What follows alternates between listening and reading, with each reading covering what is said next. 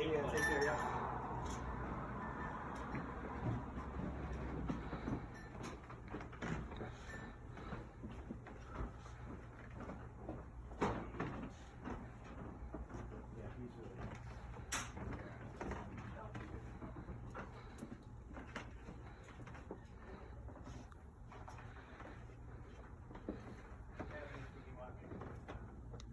Hey guys, this is Joe, Analog Archive.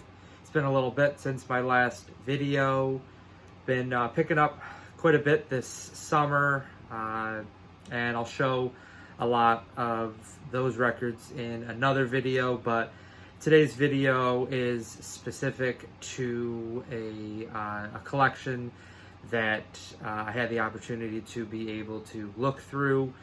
Beginning of this video, you saw a clip of The Wall, which was at the Bop Shop in Rochester, New York. If you're familiar, if you watch my channel, you know a lot about the Bop Shop. Great shop, and they recently got in this huge jazz collection that spanned from like mid to late 50s Blue Notes, so things like Afro-Cuban, Hank Mobley 1568, they had Blue Train, John Coltrane, original pressings, and then it went all the way to like the 70s and 80s with more like free jazz, free improvisation.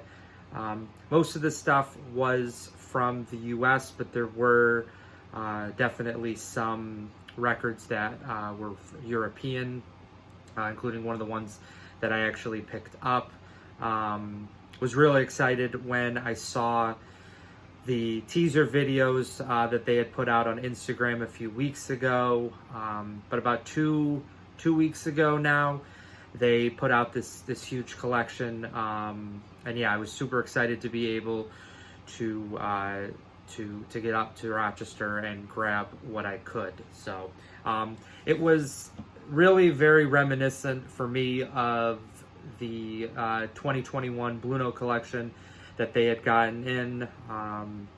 If you go back to one of my earliest videos that I made, I showcased kind of what they had gotten in from that collection. That was like a pristine Blue Note collection. A lot of great stuff that I picked up that I really have never seen since. This collection was a little bit different.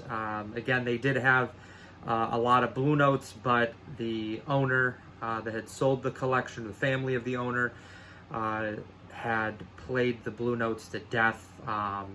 And so a lot of them were in rougher shape, unfortunately. And so I didn't grab any of those.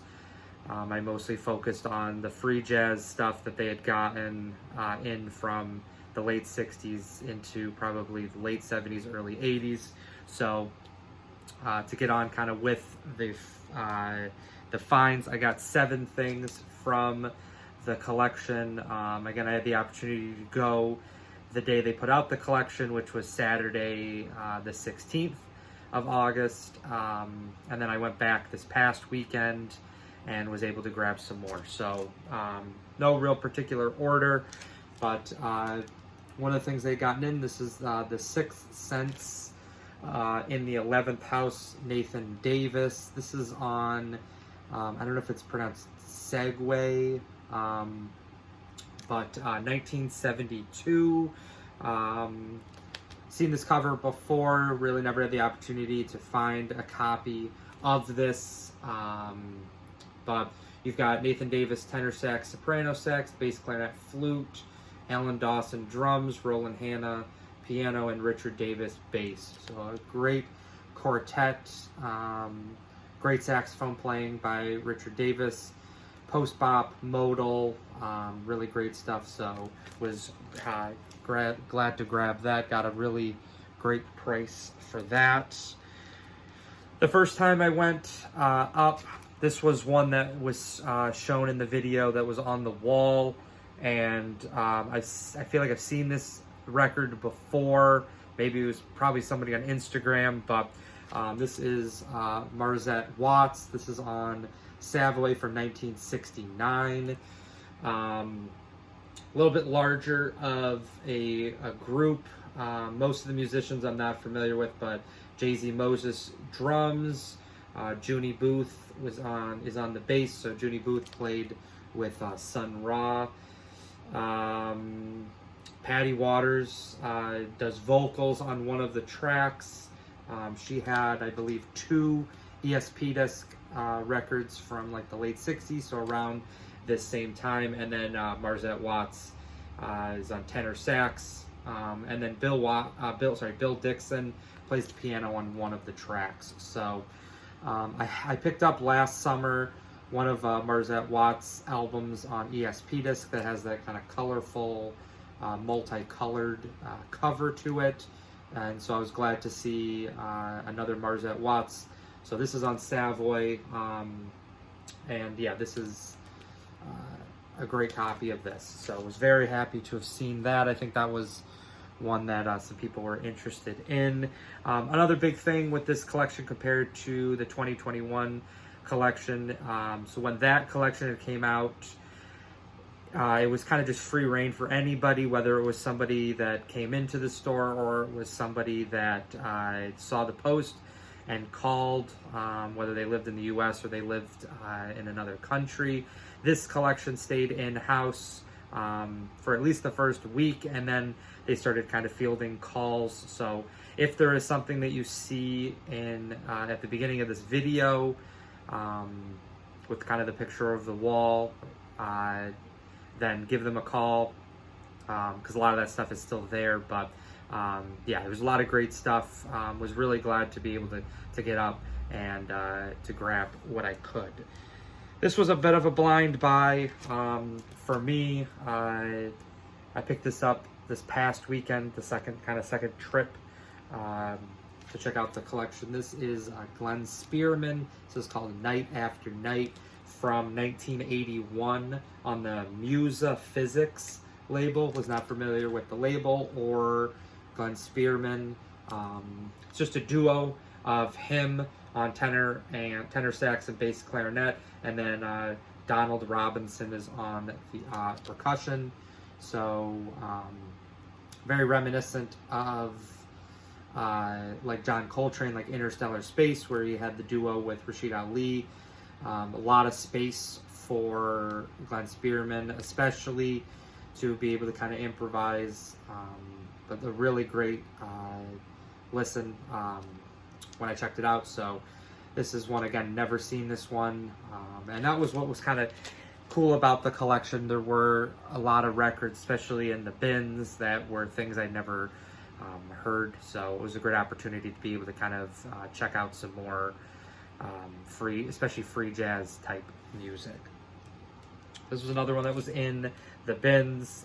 This is one of the last Byard Lancaster records that I was looking for. This is Documentation, The End of a Decade. This is from 1980, and is kind of different musicians on each track. There's some that feature kind of a larger ensemble, and then there's others that it's a kind of smaller group, and then there's even one track that actually just features Byard Lancaster, just solo, which was kind of a thing that he did on most of his records. So this was a cool one. I've only seen one other copy of this pop up. It was on a Carolina Soul eBay auction about maybe a year or so ago. So this was a great one to see in the bins, and excited to check this out. This is on the Bellows Records label out of New York, but again, really excited about that one. So that was a cool one to grab. This one I was probably maybe the most excited about kind of discovering. I was familiar with this record, but I didn't really ever dive too much into it, and that is Noah Howard, The Black Ark. This is on Freedom, along with kind of Polydor, kind of duo kind of output. This has got Noah Howard kind of really pushing the limits of the saxophone. His albums most of them are pretty free, but a lot of them I think are more kind of improvisation, where they're not as much the kind of squawky, real just energetic free jazz. A lot of them are just more about space and just kind of, again, the sound. But this is very energetic, very free. You've also got Arthur Doyle, who's on the saxophone. He did not feature on a lot of records, so that was a bit of a pleasant surprise. And you can definitely hear him when you listen to this record. He has a very unique, very harsh, kind of rigid tone to his playing of the saxophone. So this was a cool one. This is from the 70s. I don't know, early to mid 70s. It was recorded in 1969. But yeah, it doesn't say when it came out. Probably early 70s then. But yeah, Noah Howard alto sax, Arthur Doyle tenor sax, Earl Cross trumpet, Leslie Waldron piano, Norris Jones bass, Muhammad Ali drums, and Juma on the congas. So again, really killer one. If you ever see that, if you like free jazz, I can't recommend that enough. Probably one of the best Noah Howard records I've heard, so that was a real exciting one to grab. And I know I did say a little bit ago there wasn't really huge order to the finds, but these last two are the real big ones. The last one is the one that I was really most excited, and the one that I made sure that I got there right when they opened to grab. But first, this is Arthur Doyle +4, Alabama Feeling. This is on Charles Tyler, the free jazz saxophonist. Label is called Akba. There's only like 5 records on this label. You've got 2 Charles Tyler records, and then there's a live record that he does, which is amazing. I got that picked up a few years ago. And then there is another one that I don't have, but yeah, so we got 2 Charles Tyler. There's 2 of another musician, and then I believe it's just this one. So there might only be 5, maybe 6. So there's not a whole lot of recordings. They all came out around the same, like mid to late 70s. This is from 78. You've got Arthur Doyle tenor, and then he plays the flute kind of briefly. Richard Williams Fender bass, Rashid Sanan drums, Bruce Moore drums, and Charles Stevens on trombone. I learned after kind of listening to this and checking it out that Charles Stevens also played with Sun Ra. You can see really you can hear, I should say, when you listen to this, he really holds his own against Arthur Doyle. Really great compliment to his playing. If you don't know Arthur Doyle, this record is one of the probably his biggest recordings. He did not have a lot of records, and most of them are pretty expensive, and if not expensive, they're really difficult to find. So this was a great find, one of the best ones I think in the collection, especially from the free jazz standpoint. So brought a bunch of trades in to be able to grab this. So this is a great one. Again, very free on that at times. And then the last one, again, this is the one that I kind of went not lined up, but I got there right when they opened to be able to grab, because I knew that this was going to be a hot ticket item. So, and that's Nathan Davis, Happy Girl. This is on MPS, originally from 1965. This is like a 67, 68 pressing. It still has the red Saba labels, but you see this MPS in the corner, which was they acquired it around like 67, 68, so that's around, again, what this copy would be. RSD of April RSD, there was a repress of this, a great analog output of that. I picked up the RSD because I didn't really think I was going to find the original, but This is one of those records that I really did want to find an original. I was blown away when I heard the Record Store Day pressing, not only just for the pressing, but also just because of the music itself. It really hit me. So it was a really great one. Nathan Davis, Happy Girl. Very excited to have been able to grab that. So those are the 7 things that I grabbed from this kind of collection. Again, it was a great offering of Blue Note stuff. And again, a lot of the Blue Note stuff was a little bit rougher, but they did have a percentage of the Blue Notes that were still in good shape, VG Plus shape. I would say the covers were a little bit rougher on a lot. I think just over time, kind of that's what happens. But you had stuff for everybody. Again, you had the Blue Note stuff, especially if you were somebody that was looking for some originals or at least early pressings of some stuff. And then if you were somebody that was looking for more of the avant-garde, post-bop, modal, free jazz, they had a lot of that stuff.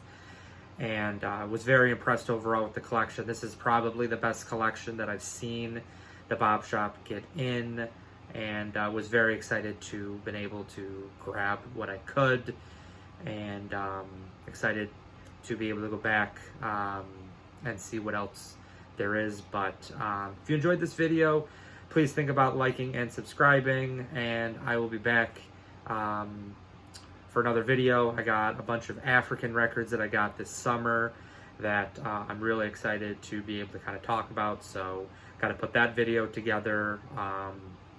So, yep, till the next one, bye.